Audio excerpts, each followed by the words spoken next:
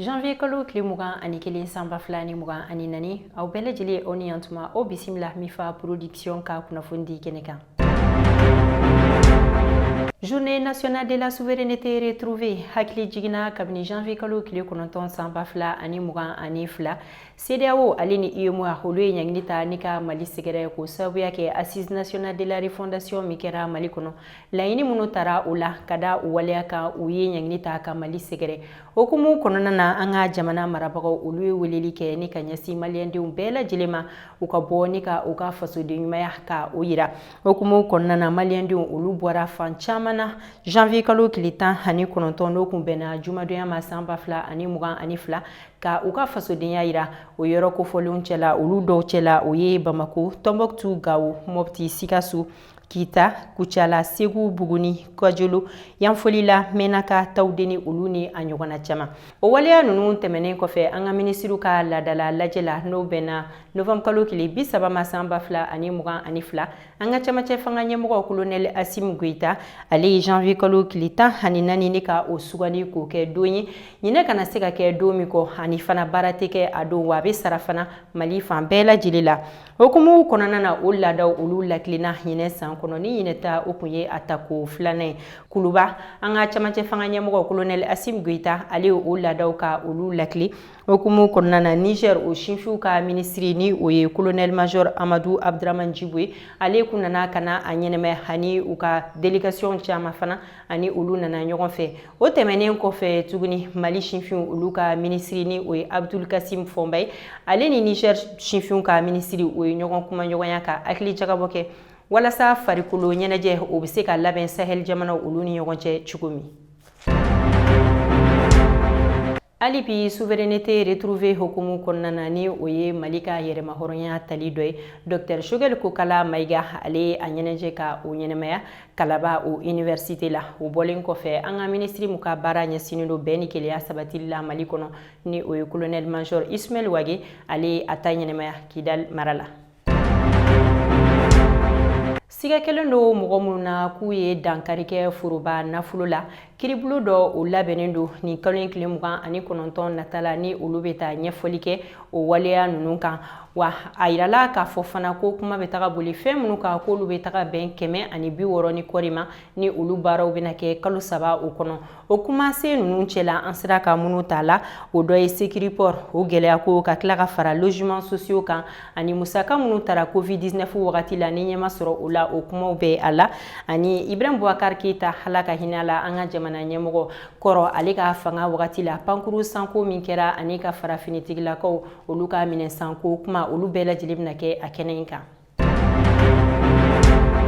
Ka kɛ ni ɲiningali ani minɛli minnu kɛra ni ka ɲɛsin Eden baarakɛla dɔw ma dunkojugu waleya o senfɛ an ka kiri minisiri Mamadou Kasonge ale y'a ladɔnniya k'a fɔ ko musaka caman olu bilala u nɔna min bɛ taga bɛn sefa wari miliyɔn 16 ma ani fana taji litiri miliyɔn 6 ko o fana bilala a nɔna. Adama Jara Ben le cerveau hakili jigina kabini septembre kalo tile 14 o tɛmɛnen na sanba fila ani mugan ani saba ale ɲangira an ka kiri baarakɛlaw fɛ ni san fila ka so ye ko sababuya kɛ k'a ye kumakan dɔ fɔ ni o kɛra radio so dɔ de kɔnɔ Bamako kɔnɔna na hukumu kɔnɔna na a ɲangira ni san fila ka so ye nka Adama Jara Ben le cerveau ale y'a yira k'a fɔ k'a ma jɛ ni kiri o tigɛli ko ye i n'a fɔ an ka sariya o yɛrɛ bɛ a yamaruya cogoya min na hukumu kɔnɔna na a ka kiri olu tilala ka wuli kura ye tuguni janvier kalo tile 15 tɛmɛnen nka o jaabi o kan ka bɔ février kalo tile 19 nata la. Hippopotame walima ni dɔw b'a fɔ o ma ko Mali n'ale ye jilafɛn ye a yirala k'a fɔ ko togoda dɔ bɛ Mali kɔnɔ ni o ye Awa ye k'a yira yen ji la ni o ni Burema ni ɲɔgɔn cɛ kilomètre 10 jate hukumu kɔnɔna na u ka dugutigi ale ye weleweleda kɛ ni ka ɲɛsin yen lakana baarakɛlaw ma u ka se ka fɛɛrɛ suguya bɛɛ lajɛlen tigɛ walasa lakana o bɛ se ka sabati u ka yɔrɔ la cogo min o sabula ko ni ji la Mali k'a ye tiɲɛni kɛ u ka yɔrɔ la ni o kɛra sababu ye so 3 ko olu fagara wa mɔgɔ si de tɛ ka sɔn ni ka gɛrɛ ji la. An bɛ taa kokan kibaru la États-Unis olu ka ambassade min be no ni o ye bureau de la sécurité diplomatique min be Burkina Faso olu ye dɛmɛba ta ni ka ɲɛsin Burkina finitigilakaw ma ni o ye u ka police nationale ani u ka gendarmerie nationale mɔgɔw ye walasa u be se ka u cɛsiri kɛlɛ fɛ cogoya min na min be se ka kɛ sababu ye ni ka terroriste nunu ka o faga okumu kɔnɔna na o dɛmɛ nunu cɛla o dɔ ye bolimafɛn senani o 35 n'a be fɔ o ma ko pick-up ani moto fana o 60 o tara ka di u ma. Irisi jamana ɲɛmɔgɔ ni o ye Vladimir Putin ye ale ye a hakilinata di u ni Ukraine o ka kɛlɛ la a y'a ladɔnniya k'a fɔ kɛlɛ ni a ma dan sira la a bɛna kɛ sababu ye ni ka kɔlɔlɔ base Ukraine ma ko sabula kɛlɛ in sebaya o be ale ka kɛlɛkɛcɛw bolo.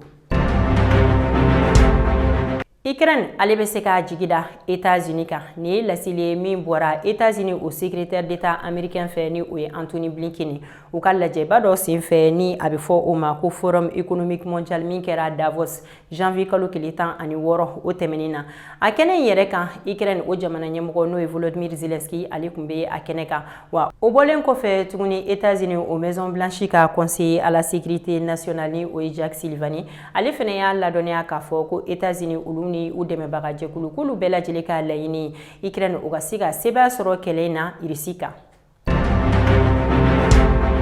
Araba su ni ka a dugu jɛ alamisa la Pakistanɛw olu ye cunkan dɔ kɛ ni ka ɲɛsin terroriste dɔw ma minnu be Iran mara la ni o kɛra sababu ye dansagora mɔgɔ 7 olu ka ɲɛnɛmaya la o mɔgɔ kofɔlenw cɛla o ye muso 3 ani denmisɛnnin 4 nka ɲɔni o fana cɛ Iran jamana olu fana kun ye cunkan dɔ kɛ terroriste dɔw la minnu be Pakistan mara la ni o kɛra tarata don o kɛra sababu ye ni denmisɛnnin 2 fana olu bɔnɛna u ni na.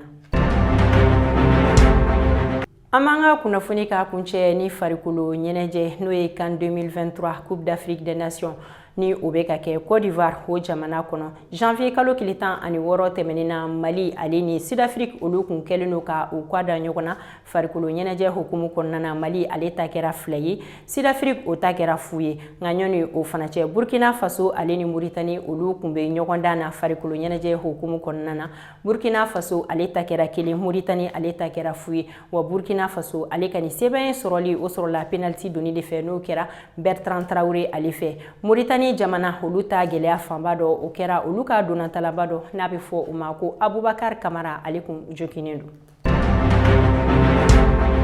Ni ne be dansigi an ka bi kunnafoni na an be foliba lase aw ma aw ka kulomajɔ ni lajɛli la sanga ni a wagati bɛɛ lajɛlen la k'an ka dibila baarakɛbagaw ka olu yɛrɛ fu kosɛbɛ ala ka barika don an ka ba Maliba la a kan bɛ o la sanga wagati wɛrɛ ni ala ka jɛ.